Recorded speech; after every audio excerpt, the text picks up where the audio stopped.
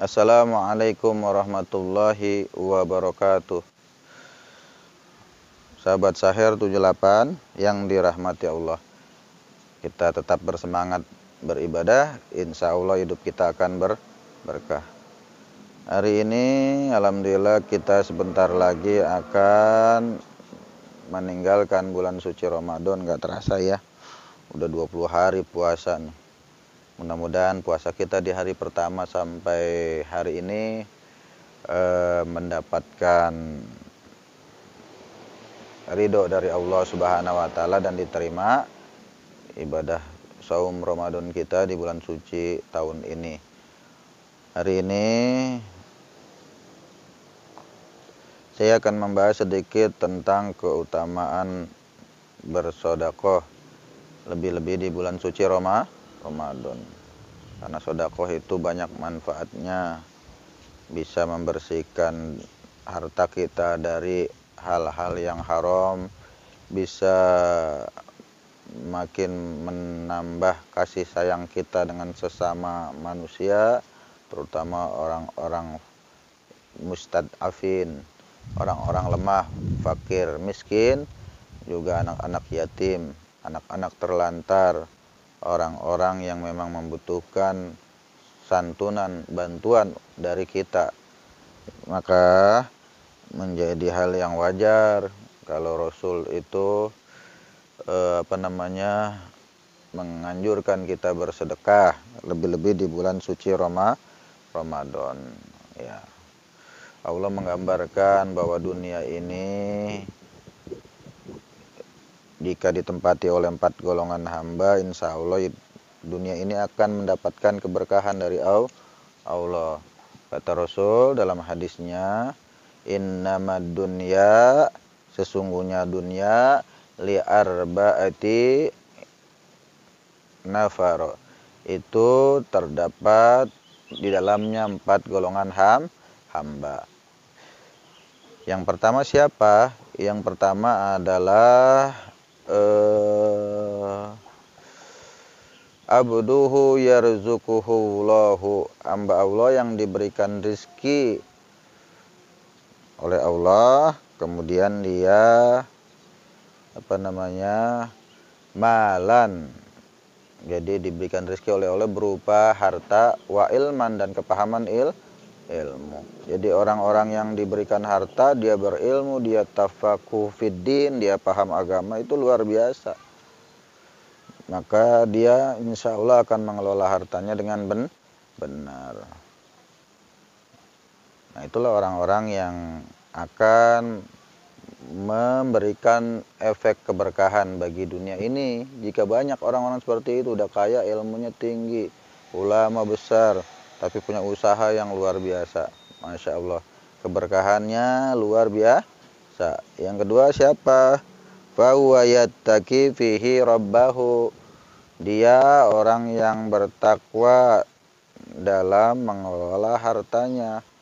Bertakwa kepada Allah dalam mengelola hartanya, maksudnya dia benar-benar mengelola hartanya sesuai dengan syariat Islam. Dia bayar zakat hartanya, dia bayar zakat fitrahnya, dia sedekah kepada fakir miskin, dia nyantunin anak yatim, dia bangun masjid, dia membantu para pejuang-pejuang Islam, dia membantu ormas-ormas Islam yang konsen mendakwakan dan berusaha menyiarkan ajaran Islam. Terus siapa yang ketiga? Yang ketiga yaitu wayasilu fihi rahimahu, yang senantiasa menyambung tali silaturahim. Orang-orang yang sering menyambung tali silaturahim itu salah satu orang yang akan memunculkan keberkahan di dunia. Ya, silaturahim itu sesama saudara senasab yang masih punya keturunan, saudara kandung, kakak, adik, mertua walaupun gak senasab tetap masuk dalam kategori menyambung tali silaturahim. Tapi kalau sama tetangga, orang-orang yang tidak punya silsilah terah keturunan dengan kita, bukan tali silaturahim namanya, ini saya lurusin sedikit, namanya sila ukhuwah, hubungan antar sesama muslim, sesama persaudaraan sama muslim. Jadi jangan sampai salah, silaturahim itu sama saudara.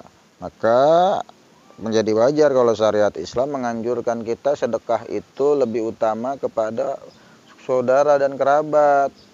Jangan saudara kerabat masih belangsak, kita infaknya sedekahnya ke orang lain. Kakak masih susah, nyumbang masjid. Kakak masih susah, ngasih anak yatim. Padahal kakak sendiri masih sulit. Itu yang pertama, harus mendahulukan saudara, ya. Kakak kita, adik kita, orang siapa lagi, terus mamang, paman, bibi, tante, semuanya yang memang membutuhkan bantuan itu lebih afdol ketika kita bersedekah kepadanya, ya.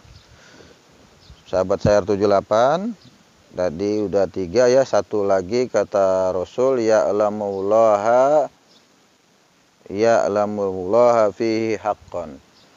Orang-orang yang akan mendatangkan keberkahan di dunia itu menyadari bahwa di dalam hartanya ada hak Allah. Apa maksudnya ada hak Allah?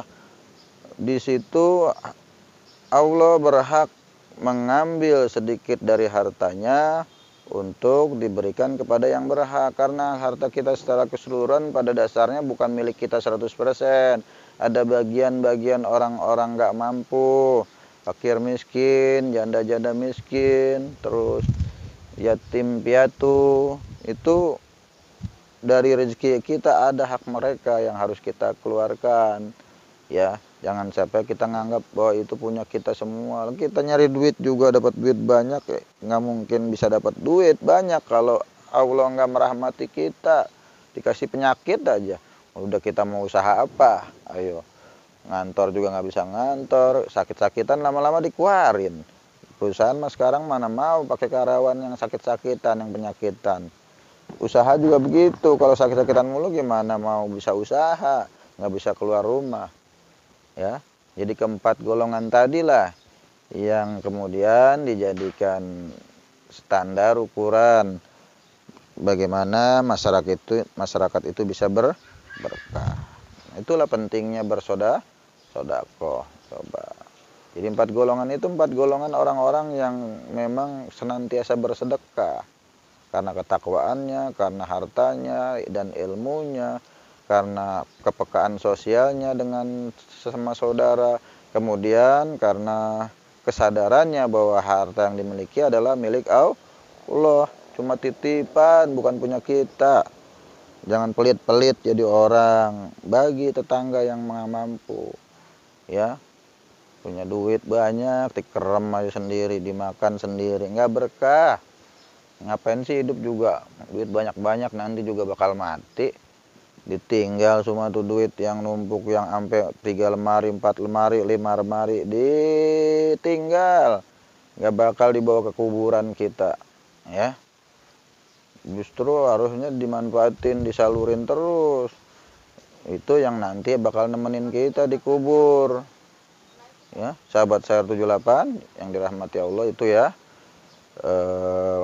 Maka dari itu pentingnya kita bersedekah, lebih-lebih di bulan suci Ramadan. Mudah-mudahan latihan sedekah kita di bulan suci Ramadan membekas sampai akhir Ramadan, bahkan kita akan terus bersedekah di luar bulan suci Ramadan, ya. Iya, kemiskinan ini nggak akan pernah tuntas kalau nggak ada kesadaran di antara umat Islam.